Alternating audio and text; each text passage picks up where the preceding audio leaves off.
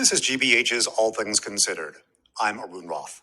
The 1941 children's book Make Way for Ducklings by Robert McCloskey is about as Boston as it gets. It tells the story of a family of ducks living in the city, eventually making their way to the Boston Public Garden and passing storied landmarks along the way. The book captured the hearts of readers and inspired statues of a mother duck and her ducklings that were placed in the public garden in 1987.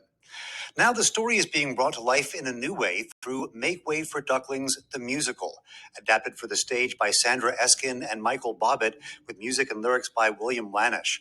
The show had its world premiere last week at Boston University's Wheelock Family Theater and will be running through March 12th. I spoke with Emily Ranii, artistic director of the Wheelock Family Theater and the director of Make Way for Ducklings. She said the musical started to take shape about a year before the pandemic. In the summer of 2019, I got an email from Michael Bobbitt, and this was round about the time he was moving to Boston from the DC area, and he had gotten the rights to adapt Make Way for Ducklings into a musical, and Adventure Theater was commissioning it, and the question was, did Wheelock Family Theater want to join in on a co-commission? And the only logical answer to that question is yes. It's the most Boston story ever, and so we jumped right on board. So the story, as I mentioned, goes all the way back to 1941. When you said about adapting it for stage, both in the look and the sound of it, were you going for a 1941 field, or what was your approach? Yeah, so this is a really terrific question because the music that was written by William Lanish is really inspired by the golden age of musicals, right? Which is around that time in terms of the music. But the story certainly has all of the heart of the original and the epic journey of these parents on their quest for home. What we need is a quiet neighborhood for dads and moms. We don't need feathers caked in oil from all those greasy palms. It's just a little bit parliamentary. All those fits and fights would be a little scary. It's time we disappeared. It's just a little bit quack and weird. And there are also contemporary updates to make sure that it resonates with our contemporary audience. So, as you mentioned, the sculpture in the Commons is a sculpture of Mrs. Mallard and her ducklings, and Mr. Mallard is not present at that point in time. He's off searching for another home.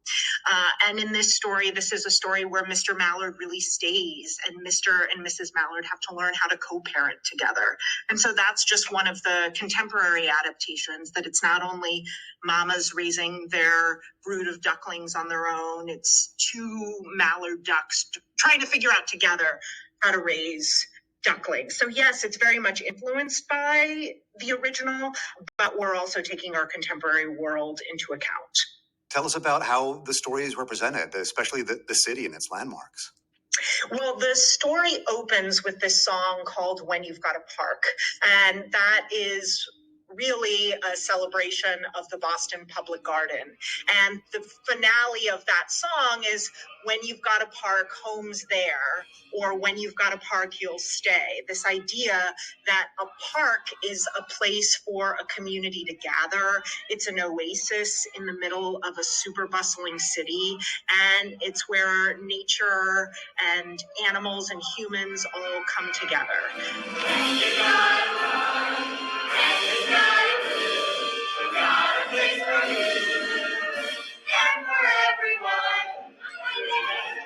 A hungry story starts here and a new one every day. And then Mr. and Mrs. Mallard claims the public garden. You got a park, you'll stay. And so the story opens in a really big way with a celebration of our city, of the Boston Public Garden, and we get to meet a lot of Bostonians there.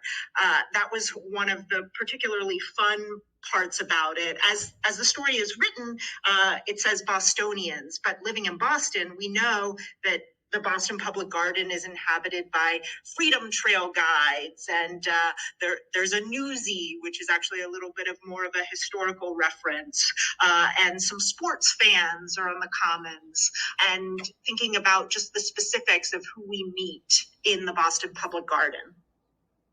It's maybe the hardest question. What do you have a favorite in terms of the songs or numbers in this musical? Oh, that is a really good question. I really love The Water is Wide. Perhaps it's because The Water is Wide has gone on the longest evolution in the development process. Way back when, in 2020, when we were doing a virtual workshop, this song was called One with the Water, and it was to an entirely different tune.